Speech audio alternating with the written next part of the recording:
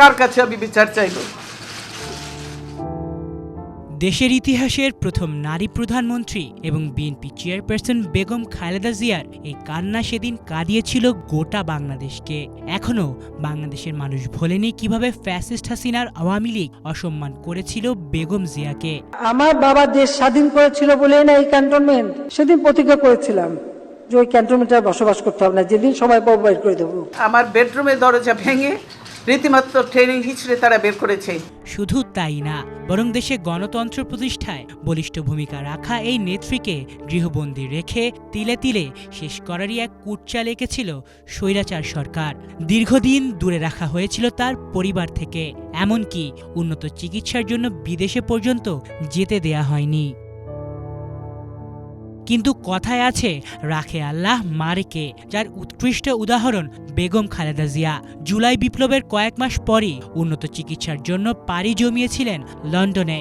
এতে করে দীর্ঘ 7 বছর পর সুযোগ পান বিএনপির ভারপ্রাপ্ত চেয়ারম্যান এবং প্রিয় সন্তান তারেক রহমানের সঙ্গে দেখা করার। এরপরই দেশবাসীর ছিল প্রত্যাশা দ্রুতই সুস্থ হয়ে উঠবেন বেগম জিয়া। বৃহস্পতিবার দেখা মিলল তারই এক চিত্র। বিএনপির বর্ধিত সভায় তার দেয়া বক্তব্য স্বস্তির পরশ জুগিয়েছে দেশের গণতন্ত্রকামী মানুষের মনে।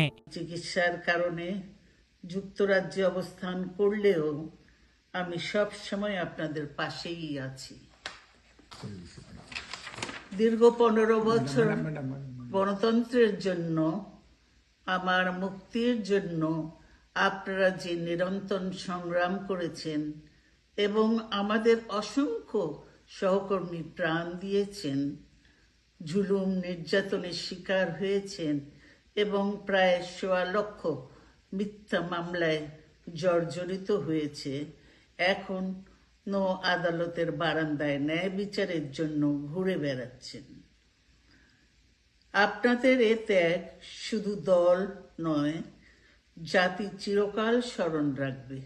বিনয়ী এবং নম্র স্বভাবের জন্য বরাবরই দেশের মানুষের কাছে প্রশংসিত হয়েছেন বেগম জিয়া। অন্যায়ের বিরুদ্ধে আপোষহীনতার জন্যই শুধু না, বরং সর্বস্তরের মানুষের সাথে নিজের আচরণের জন্য শুধু বিএনপিরই না, হয়েছেন জনগণের নেত্রী, দেশনেত্রী। আর বেগম জিয়ার এই অমায়িক ব্যবহারের আরও একবার সাক্ষী হলো দেশের মানুষ। তাই তো সামাজিক যোগাযোগ মাধ্যমেও এই আপোষহীন নেত্রীর বন্দনায় মেতেছেন নেটিজেনরা।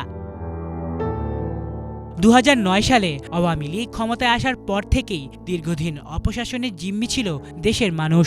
শঙ্কা দেখা দিয়েছিল স্বাধীনতা খর্ব হওয়ারও, কিন্তু সংকটকালেও নিজের আপোষহীন মনোভাব অক্ষুণ্ণ রেখেছিলেন বেগম জিয়া। হানাহানি কখনোই পছন্দ ছিল না তার। এমনকি গত বছরের 5 আগস্টের পরও যখন জনসম্মুখে ভার্চুয়ালি বক্তব্য রাখেন, তখনও দেশবাসীকে ধৈর্য ধরার আহ্বান জানিয়েছিলেন। বিভিন্ন সময় বেগম খালেদা জিয়াকে নিয়ে ভরা মজলিসে কটূক্তি করতেন আওয়ামী লীগের সভানেত্রী শেখ হাসিনা। হয়তো এ কারণে অনেকে বলছেন বেগম জিয়ার প্রতিপক্ষ হওয়ারও যোগ্যতা ছিল না হাসিনার। আলিফ Chowdhury, Bangla vision news desk.